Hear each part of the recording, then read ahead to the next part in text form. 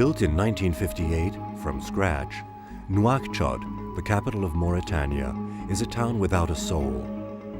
In a desperate effort to take root, its people cling to their past, a past that has little chance of survival.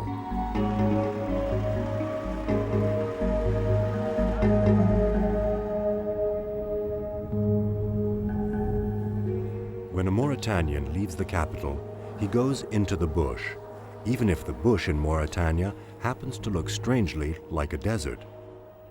In July and August, thousands gather at the Adrar Oasis for the date harvest, as well as the Getna, a time of celebration.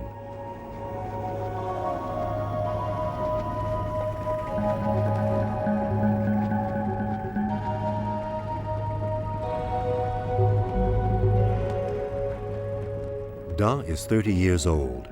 He's anxious to return to Chinguetti, the village where he was born.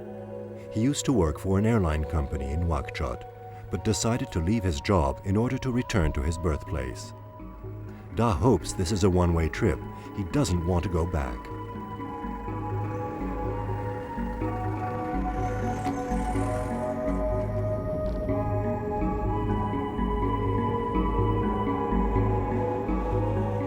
Chinguetti is one of the last bastions of civilization before reaching the Sahara.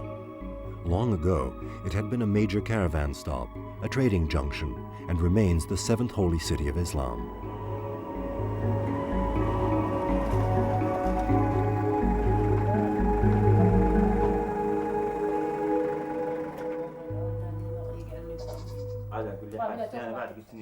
No one knows in town of Da's arrival, not even his own mother. She's delighted by the surprise visit and launches into the interminable traditional greetings.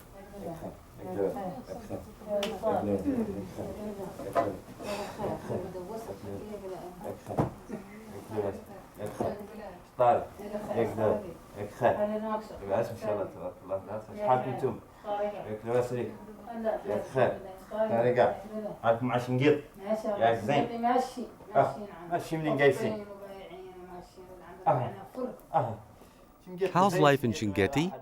Oh, Chinguetti isn't what it used to be.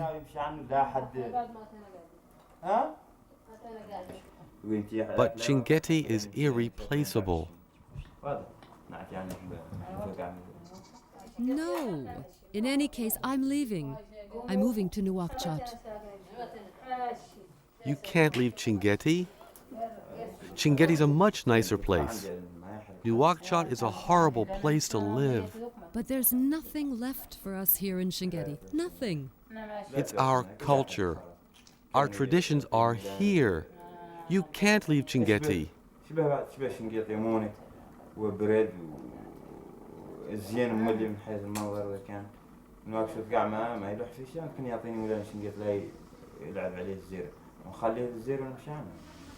Oh, maybe not.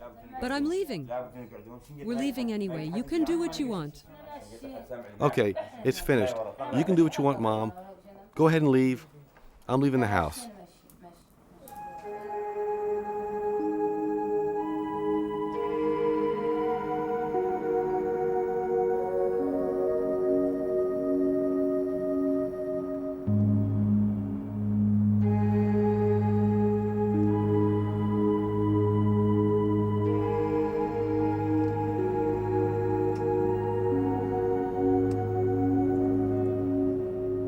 Each summer, people from Nouakchott come and repopulate the ancient town, increasing the number of inhabitants from 1,000 to 2,500 people. Even a few tourists stop here.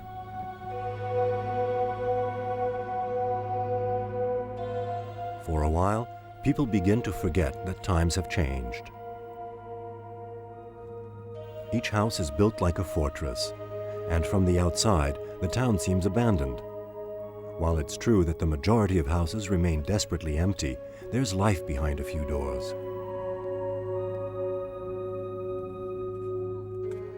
But why stay in Chinguetti, an isolated village in the middle of the desert?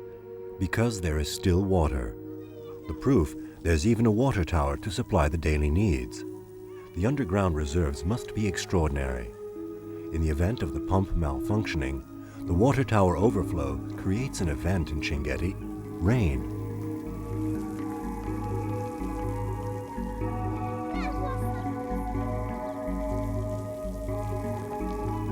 Three towns, in fact, have sprung up from the sands in the course of centuries. One of the three has disappeared. The old town remains. A new town was built a few years ago. All three were built on the banks of a riverbed, the Bata, a waterway that is almost always dry. For the water in Chinguetti is found very deep in the ground. Like most of the blacks in the region, the Haratines, Mohammed is the son of a former slave. It's been a while since Mohammed has seen his friend. He already knows that Da intends to stay in Chinguetti and carry out his plan, but now Da informs him that he's going to explore what's going on in the palm grove. In the palm grove? Hard to imagine. Normally only blacks go to the palm grove.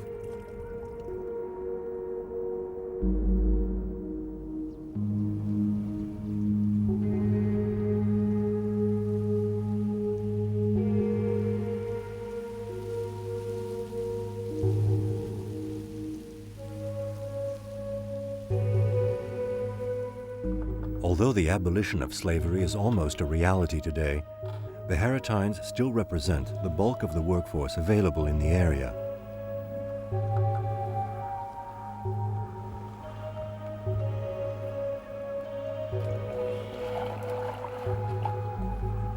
Managing the water is even more of a concern in the palm grove than the actual maintenance of the date palms. This water originates from the same water table that feeds the water tower in the village. Torrential rains 3 years ago have ensured several drought-free years. Situated literally just yards from the largest desert in the world, water alone enables man to survive.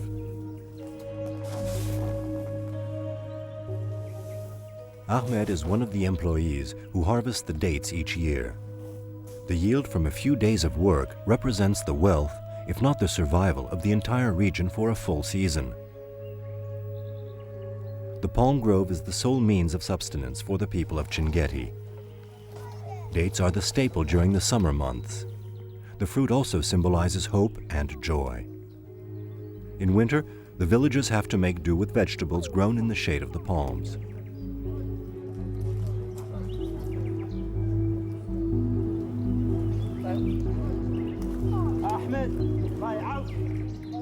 From high up on his perch, Ahmed recognizes Da.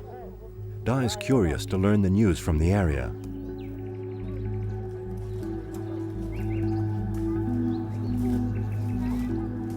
On the surface, everything seems to be going quite well.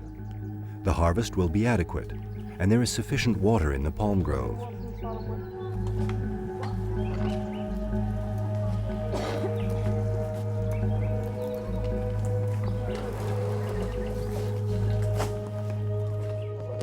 But Da knows very well that the picture isn't as rosy as it appears. The palms are getting older, and year after year, the water reserves are dwindling. They aren't inexhaustible.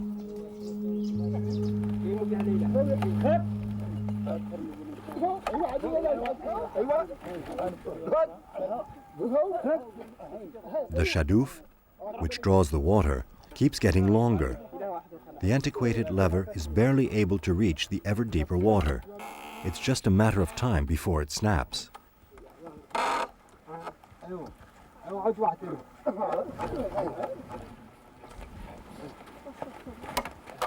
Everyone knows that the lever would still need extending. But they can't just keep improvising repairs forever.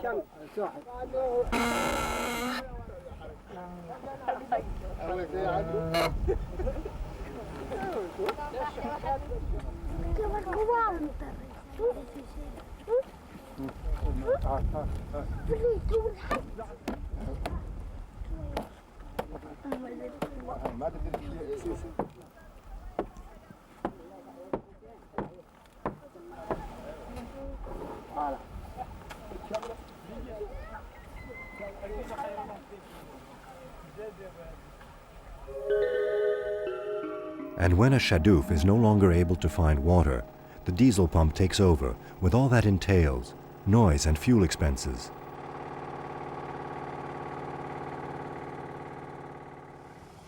Thank goodness the water is still flowing in the palm grove. For Ahmed, everything's going well.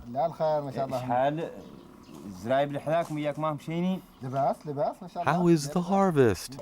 Oh, good. Quite good. And was it a good year? Yes, it was a really good year. And what about the other oases? How are they doing? I don't know, but we heard of a French organization that is working on stabilizing the dunes.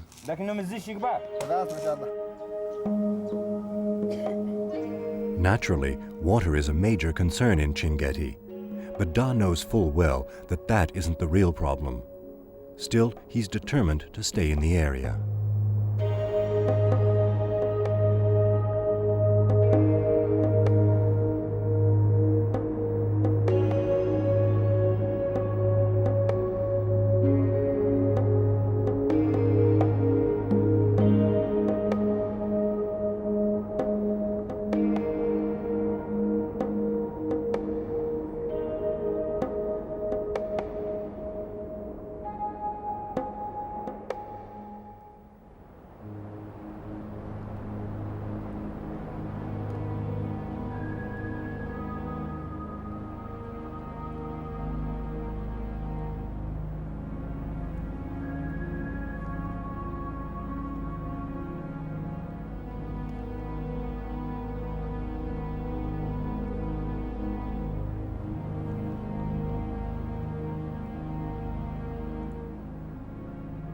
Towards the northeast, the large features of the desert unfold.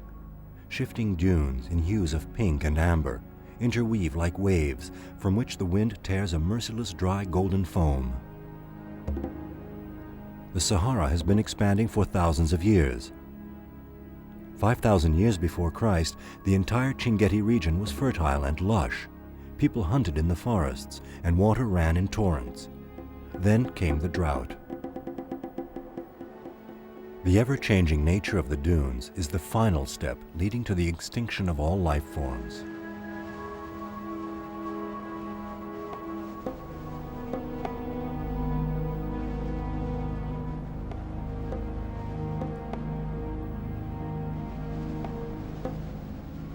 The culprit? The wind. This unyielding wind, at times coming from the east of the Sahara, at times from the west. The result? Sand permeating everything. Blinding sand, mocking the people's means of defense, annihilating their very effort to survive.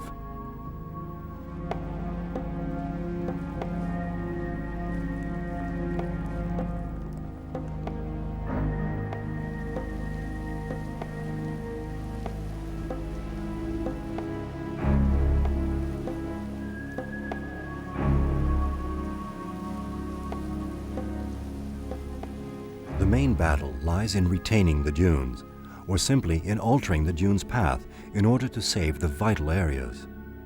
A few acacia plants here and there, and scraggy fencing constructed of the little material available seem rather insignificant against this minuscule but insidious enemy.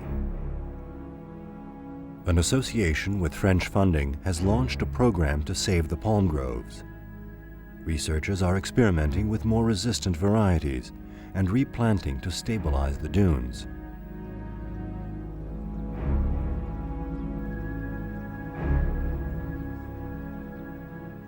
"30 years ago in this area, the expansive Chinguetti palm grove stretched over 8,000 acres.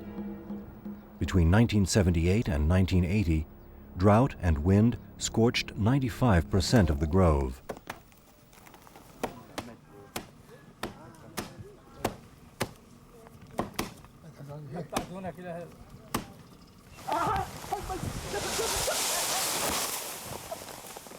The workers fell the oldest trees, the ones that are dead. Every part of a palm tree serves a purpose. The trunk can be used for frames, and the leaves, dried and braided, are used to cover the huts, or tickets, of the desert villages.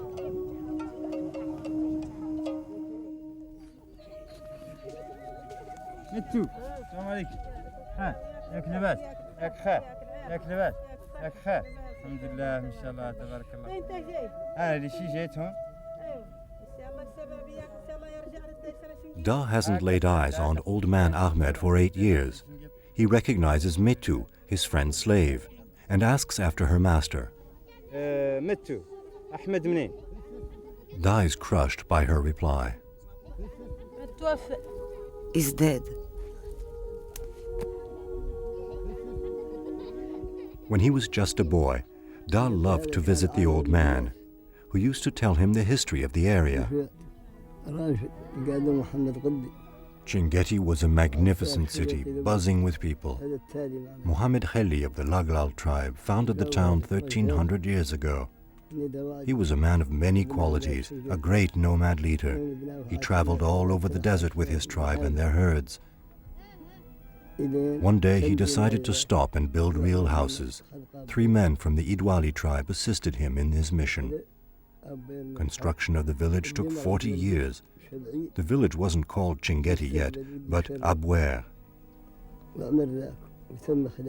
But little by little, Abouer disappeared. The sand drove the people away. That was in the 13th century. Some went very far away. Others, though, decided to rebuild their town close by. And this town is Chinguetti.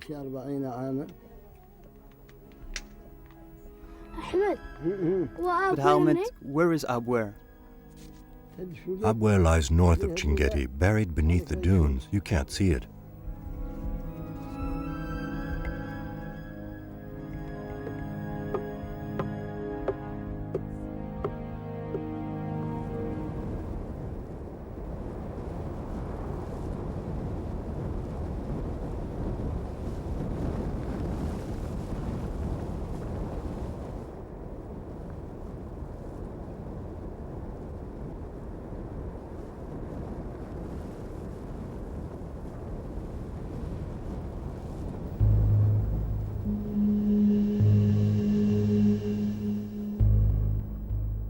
Yesterday, Abouer.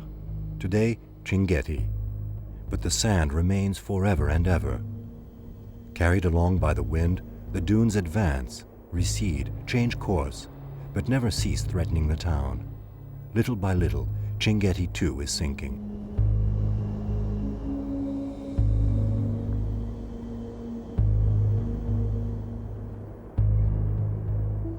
The exodus is massive. In winter, no more than 1,000 people remain in Chinguetti, mostly women, children, and the Haratine blacks. There used to be 9,000 people in the 1960s.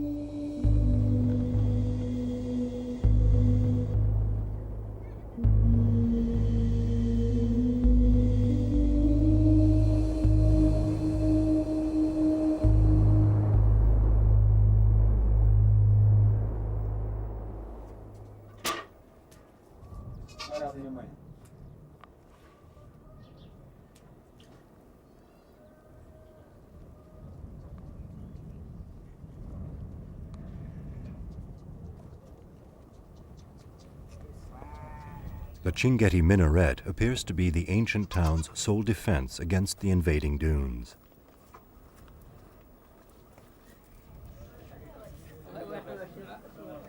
Islam in Mauritania is pure and tolerant. The desert doesn't interest fanatics.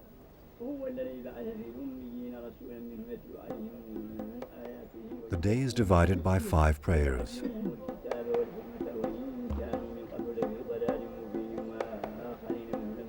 On Fridays, the men congregate in the mosque.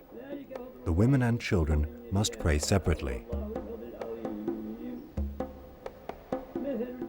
The mosque quarter, spared by the dunes, is the last evidence of architectural art and the traditional way of life. A legacy that must be preserved at all costs. But with what means?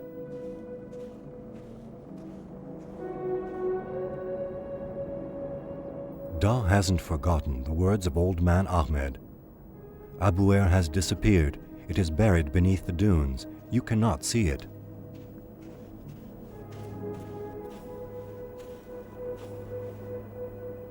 Yet, after 1,000 years beneath the sands, Abouer is beginning to re-emerge behind the dunes.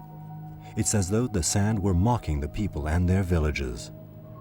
While one town re-emerges, another risks being buried. We must plan things on a small scale in the desert, the villagers say.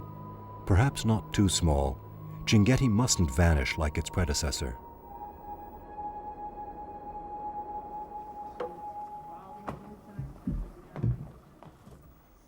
Da has something else to worry about. It's time for him to discuss his plan. He finds his mother under the haima, a Moorish tent that protects against the intense afternoon heat.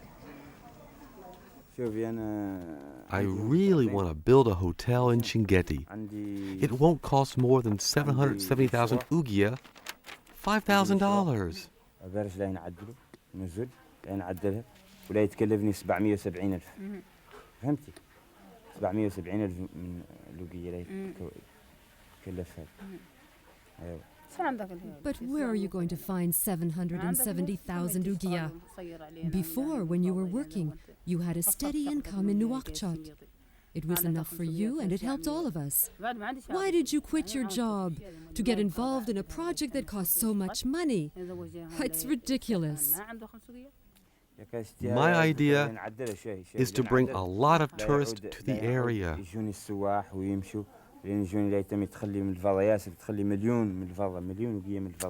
Oh, I don't believe it. Don't waste your energy.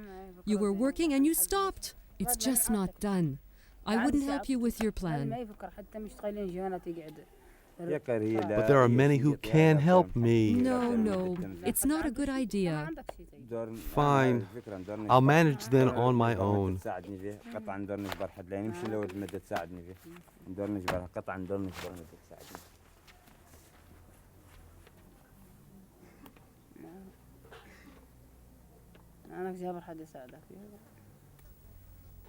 It'll never work. In order to collect the necessary funds, Da continues to seek out his childhood friends.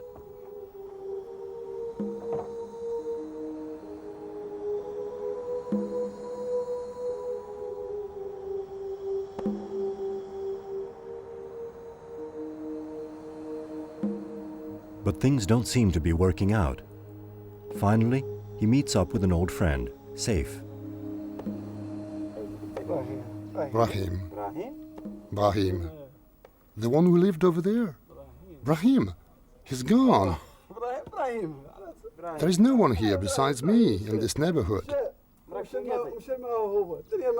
You see, my mother is not well, and she doesn't want to leave Chinguetti. She's right not to leave. Yeah, it's up to me to feed her, look after her. So I have to stay here. Da enters Saif's house and starts explaining his project. We are sheltered from a lot of things here in Chinguetti, the annoyances of cities and the pollution. We need to hear more about your plan to build a hotel. Saif isn't surprised by Da's project. He too remembers when he was younger and had his own dreams for Chinguetti. See that? That was my project. Chinguetti, la maison du repos.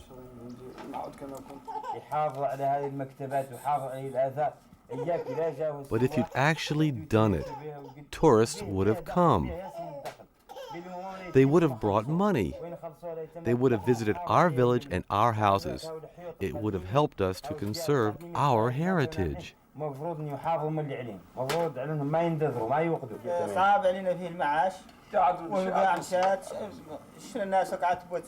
You are determined to succeed here. But you know that the rich, those who have cars and planes, aren't here in Chinguetti. They live over in Nouakchott. My old plan is folded up and filed away. Everyone has left. It's drought. As long as just one stone remains here, we've got to preserve it. Do you want to see Chinguetti buried beneath the dunes? We must preserve this village. Look at Tinigui. There's nothing left. The dunes are advancing, and without asking anyone's permission. I don't know. I don't think so. What he is saying is true. Help him. What he is saying is very important. People have abandoned Chinguetti, and it's just not right. Seth, you stick to what you have to do, and let him try it, so that Chinguetti may become what it once was. Don't let him miss this opportunity. You had yours. Let him try it.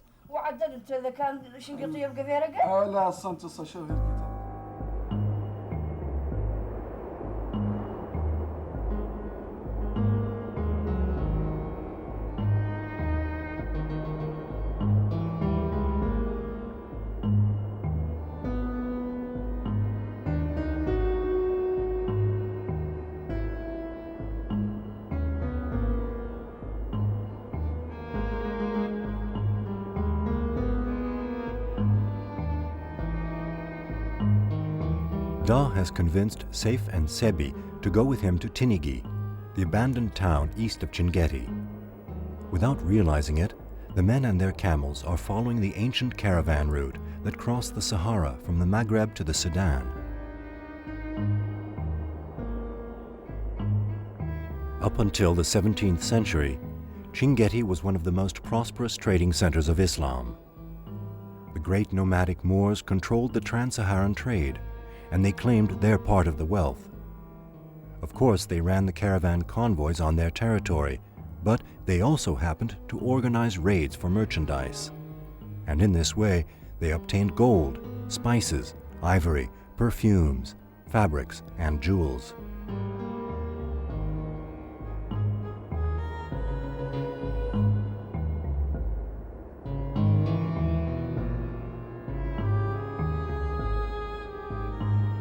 Tinigui. This could be Chinguetti in another 20 years. An incredible pile of stones.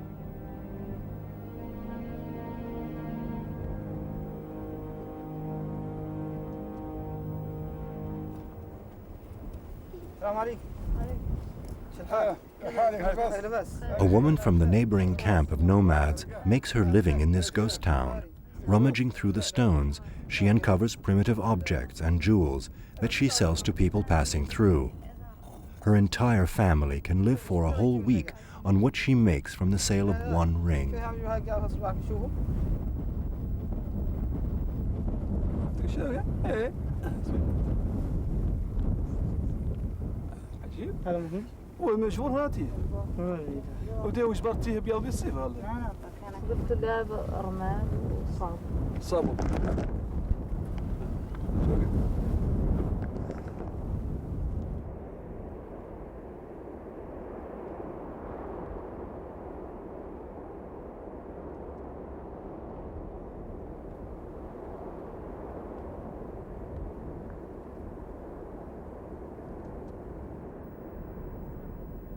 It requires a great deal of imagination to see the remnants of a village in this field of ruins.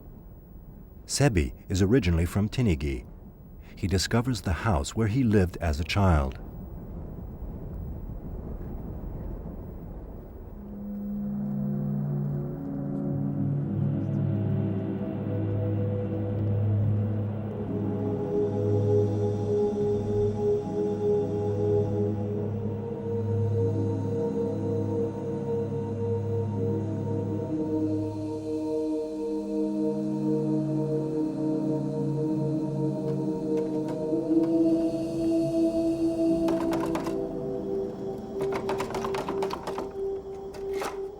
Men and their buildings are not the only victims of the desert. There are veritable treasures hidden in Chinguetti that are in peril. 3,000 books, originals and ancient copies, have been left abandoned. These documents are the last trace of what Chinguetti still was in the 18th century, the seventh holy city of Islam.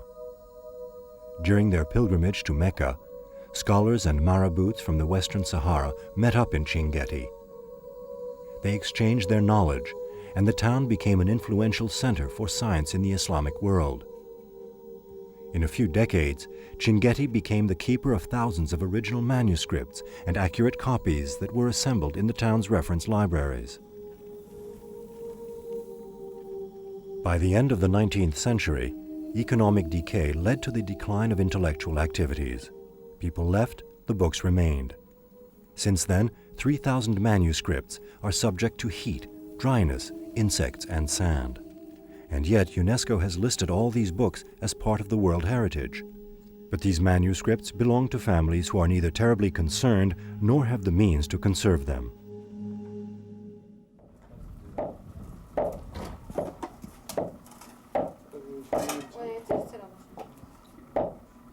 It's lunchtime.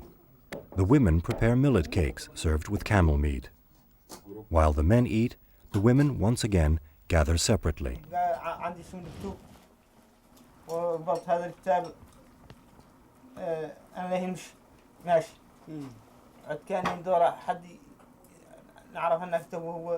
Sebi has found some books at home that seem interesting. He's not clear what he should do with them and asks for Sef's advice.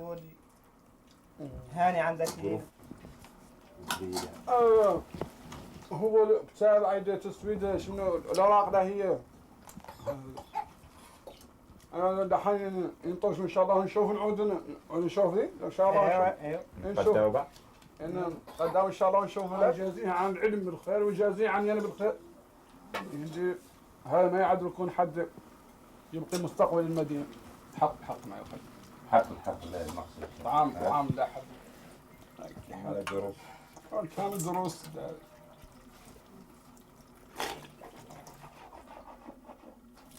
يا أخي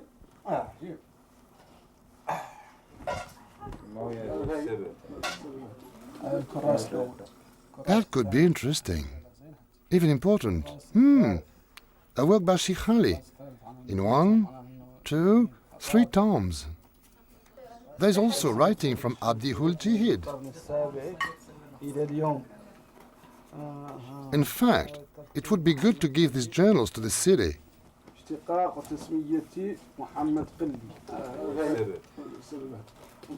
Look, a biography of Mohammed Khili, the founder of Abweer. God rest his soul.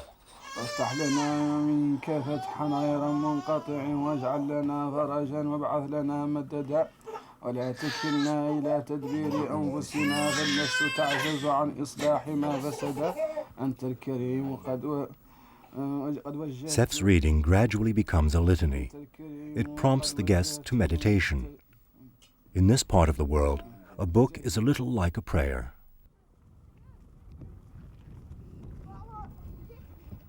There is a place in Chinguetti where knowledge rests safely. In the 19th century, a scholar named Sidi Mohammed Ould Habot managed to purchase and transcribe a good number of books examining theology and law, as well as literature, arithmetic, and astronomy. Today, the Habot family has formed a foundation, which alone possesses 1/4 of the works of the town. Its president is committed to conserving these documents as best he can, but much still needs to be done.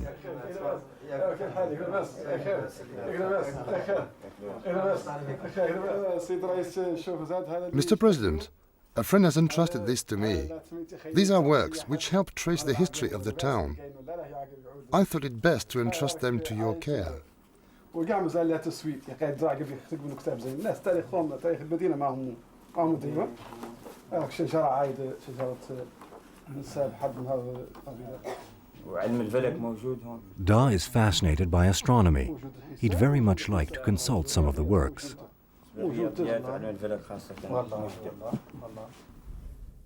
President Habot doesn't hesitate to make these books available to everyone. His wish is that knowledge be shared by all. Here's the book on astronomy I was telling you about.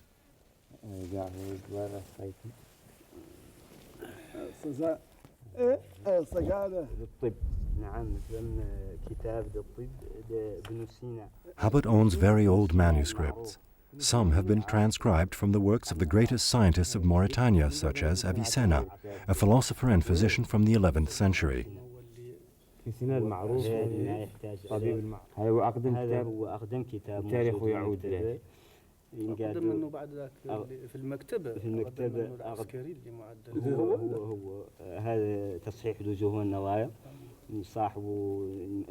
But of particular interest is Habot's copy of a book by Al-Askari dating from 1087, the Foundation's oldest work.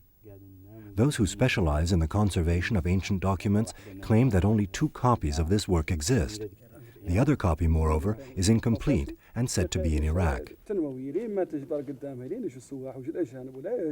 President shows great interest in Sebi's books. They evoke Chinguetti's glorious past. Unfortunately, he'll have to wait until he has the funds to have them transcribed. Too much money already is needed to maintain the existing collection. For Sebi's books, as well as for all the others, the Foundation lacks the resources. We have to hope that international organizations will help us to preserve this legacy. In fact, it belongs to the entire world.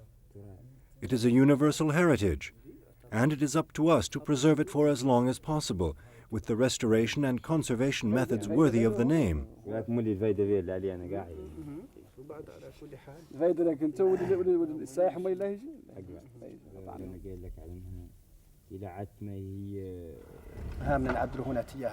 Da, your plan should also include a cultural aspect.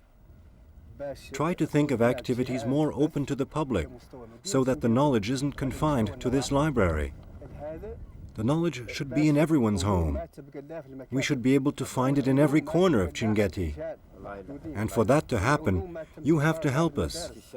As the devoted son of the village, your project is very important. وهذا هو المعروف وهذا هو طابع شقيق مدينة شنقيطي. وهذا هو من أهدافنا على أن نختاروا ونتعاونوا عليه كامل. أنت في نطاق مشروعك كولد بار بالمدينة. ولد بار.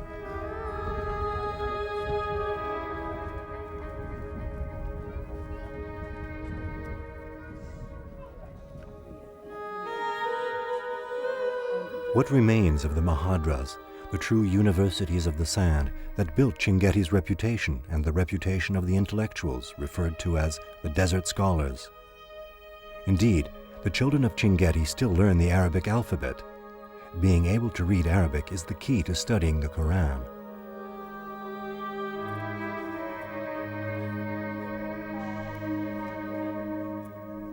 In the Muslim world, the basis of knowledge is the Quran. Everyone has to learn the greatest number of verses from the Holy Book by heart, and from a very early age. The children of Chinguetti adhere to the tradition, repeating over and over the sacred words that they'll be able to understand only very much later. The days of the Mahadras are gone. There is no further education beyond high school.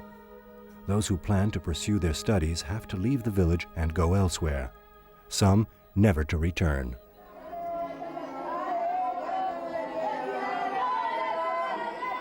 The authorities are doing everything in their power to ensure that the young return to their native land after graduation.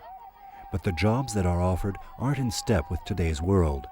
And even these jobs are rare and pay less than in the cities. This young professor, therefore, is an exception.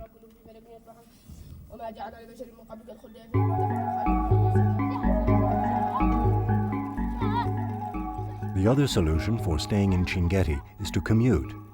On the other side of the riverbed, the Chinguettas have built the new city. Today, it centralizes all of Chinguetti's business activities.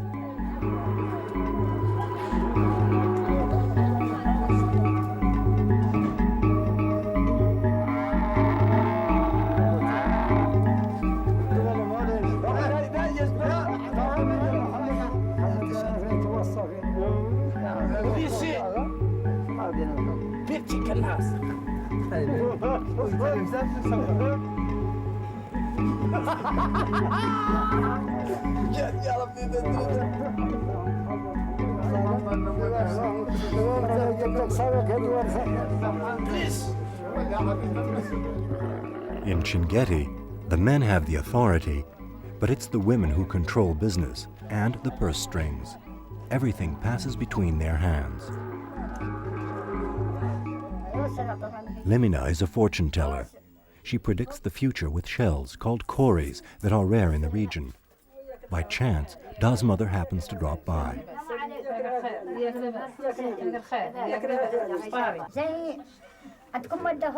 I heard that your son is in town. In good health, thank the Lord. My son plans to build a hotel here to welcome the French.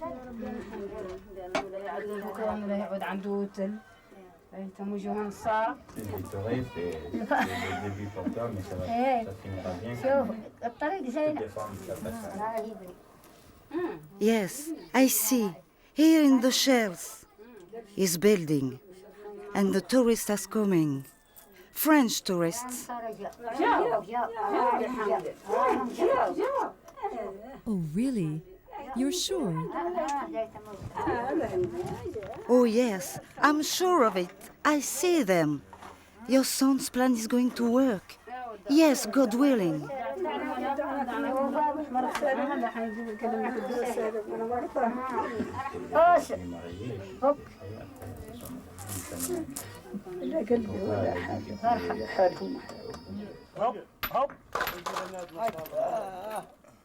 With his meager savings, Daw has decided to begin work on his hotel. A house purchased for the equivalent of a few $100s and the goodwill of a few workers who believe in the project is enough in this corner of the world to start turning a dream into reality.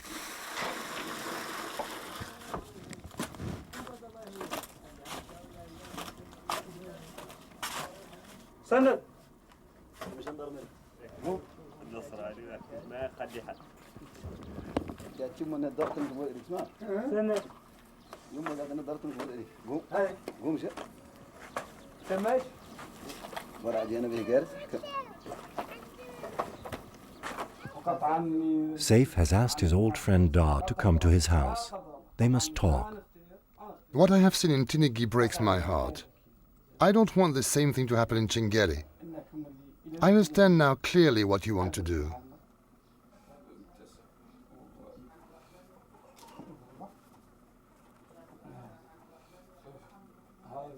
Your plan? I don't really believe in it. But I hope you succeed. I don't have a lot of money, but here are 10,000 Ugia, $50. That's all I have. My entire savings. Don't say a word to anyone, not even to my wife. This money is a piece of my life. So think seriously about what you're going to do with it.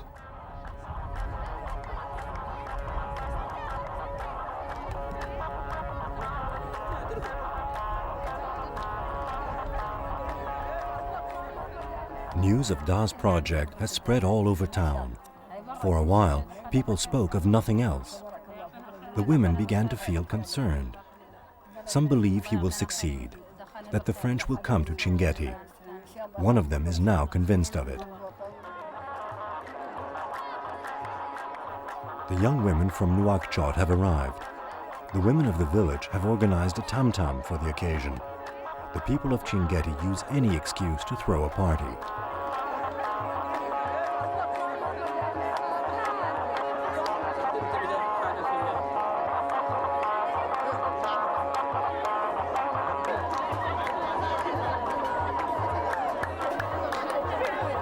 To get the men to dance and give it their best, the wealthiest women of the village buy them with a few ugiyas. Women and money in Chinguetti. That's a story in itself.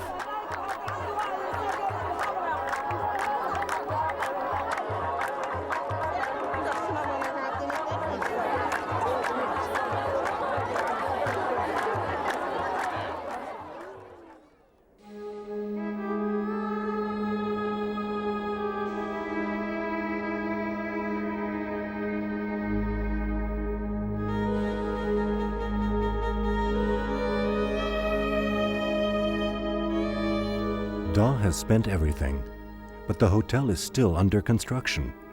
It would take a lot more money to finish it. By chance, Daw's mother comes to have a look around the place. The house you were talking about? This is it? How's it coming, my son? I'm going to finish fixing it up. And what do you propose doing with it? I'm thinking of putting the bathrooms here. No. There! You should make this a big bedroom. And put the bathrooms and the kitchen over there. Oh, okay, all right. Da, I went to see the women shopkeepers. I borrowed the money from them. I promised to pay it back. So don't go squandering it. Do you understand? I don't want you to throw this money away. I don't want you to go wasting this money. Okay, I hope you understand me. Don't squander it.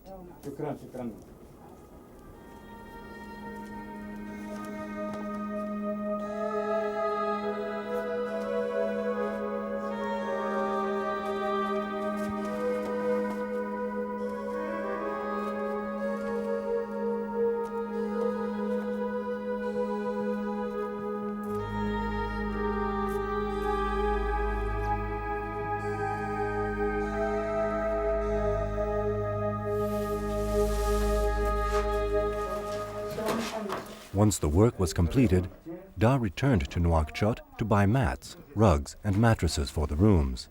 He also invested in a minimum of bathroom equipment.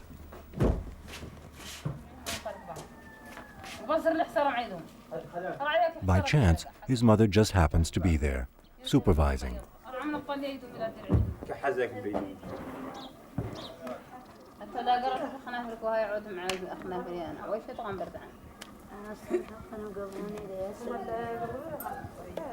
Son, you're going to need help.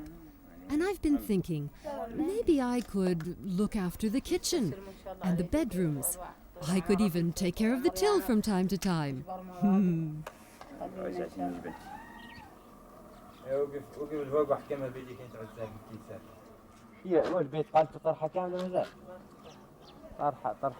ايوه خليها عنك.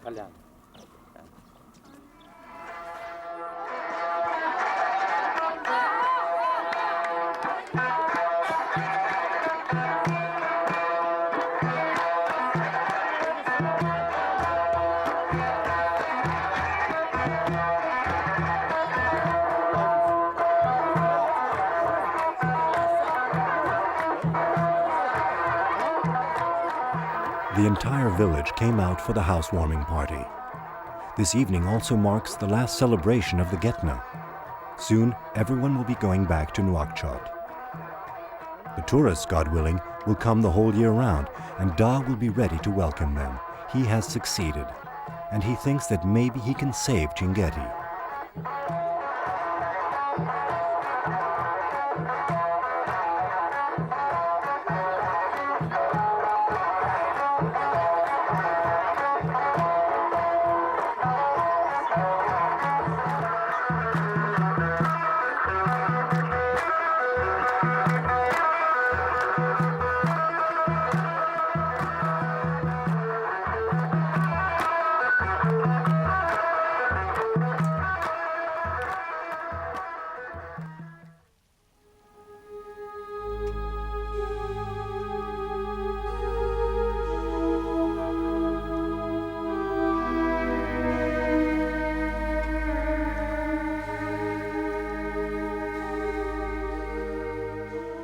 It rained last night, not enough to refill the water table, but enough to restore hope for the future. The Chinguettas are a proud people and refuse to leave their homeland. They will struggle to adapt to the conditions of life that the desert will impose on them. Chinguetti is no longer the prosperous caravan town it used to be. People no longer flock here to consult its libraries. And yet, the village has been able to conserve the values and traditions of long ago: hospitality, simplicity, and serenity. Chinguetti is the water in the middle of the sands, the life in the middle of the desert, a true oasis. It is up to the people of Chinguetti to preserve everything the sand has left them. It is up to their children not to leave. The Chenaguettas will prove that their mark in the desert is a lasting one. At least, it is to be hoped.